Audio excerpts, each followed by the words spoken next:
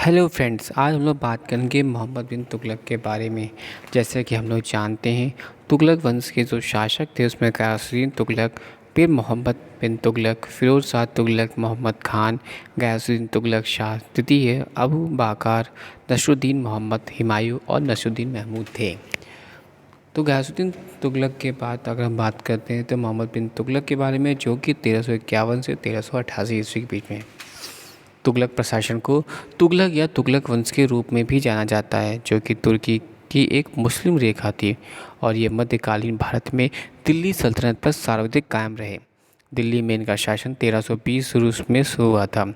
गयासुद्दीन तुगलक इस वंश का प्रथम शासक था और खिलजी प्रशासन के अंतिम शासक खुसरो खान का गजनी मालिक द्वारा हत्या कर दी गई थी, जो सिंहासन पर आसीन था और गयासुद्दीन तुगलक की उपाधि हासिल कर रखी थी। एक दुर्घटना में उसकी मृत्यु हो गई और उसका पुत्र जौना उलगू खान 1325 में मोहम्मद बिन तुगलक की उपाधि के साथ उत्तराधिकारी बना था। आगे बात करते हैं तो खिलजी प्रशासन के अंतिम शासक खुसरो खान की गजनी मालिक द्वारा हत्या कर दी गई थी, जो सिंहासन पर आसीन था। आगे बात करते हैं तो मोहम्मद बिन तुगलक का एक शासक के रूप में सर्वोच्च पहचान यह थी कि उसने विभिन्न उल्लेखनीय प्रयास किए और कृषि क्षेत्र में एक अलग आकर्षण पैदा कर दिया था। वह धर्म में गहरा विश्वास रखता था और तार्किक एवं ग्रहणशील दृष्टिकोण रखता था। तर्क शक्ति, अंतरिक्ष विज्ञान, मूल कारणों और गणित के प्रति उसकी विशेष रुचि थी। वह मुस्लिम अध्यात्मवादियों के साथ हिंदू रोगियों और जैन धर्म के पवित्र लोगों से बातचीत करता था। मोहम्मद बिन तुगलक के सुधार अगर बात करें तो उसने कई आधिकारिक परिवर्तन पेश करने का प्रयास किया, लेकिन इनमें से अधिकतर में वह अपनी खिन्नता और न्याय के अभाव में वह विफल रहा। अगर हम बात करें तुगलक के इसमें 5 विनाशकारी परियोजनाएं तो इसमें थी दोहा में कराधान, राजधानी स्थानांतरण, टोकन मुद्रा का आरंभ, खुर्शी अभियान और कराची अभियान। दोआब में कराधान की बात करें तो सुल्तान ने गंगा और जमुना के बीच दोआब में एक मुक्तापूर्ण बजट संबंधी प्रशिक्षण लिया था। उसने शुल्क दर में बढ़ोतरी के साथ साथ कुछ अतिरिक्त अबवाओं का पुनः प्रचलन में लिया था। बावजूद इसके राज्य में हिस्सेदारी अलाउद्दीन के समय में भी आधी रहने लगी थी।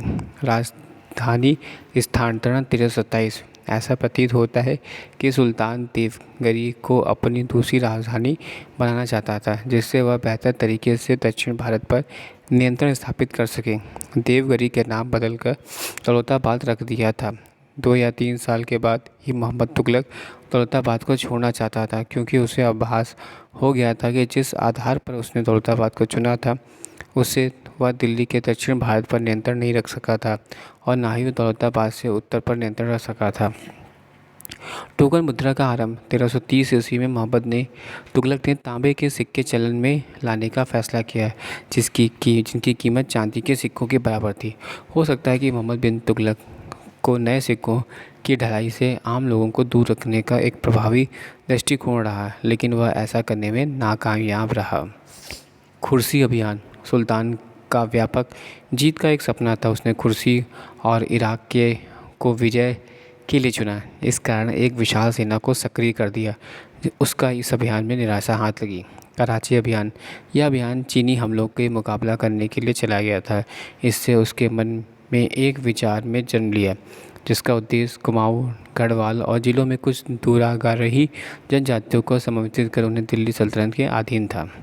इन परियोजनाओं में मुद्रे और वारंगल की स्वतंत्रता और विजयनगर और बहमनी की नींव रखने के लिए देश में कई हिस्सों में विद्रोह का जन्म हुआ। Thanks for watching sharing.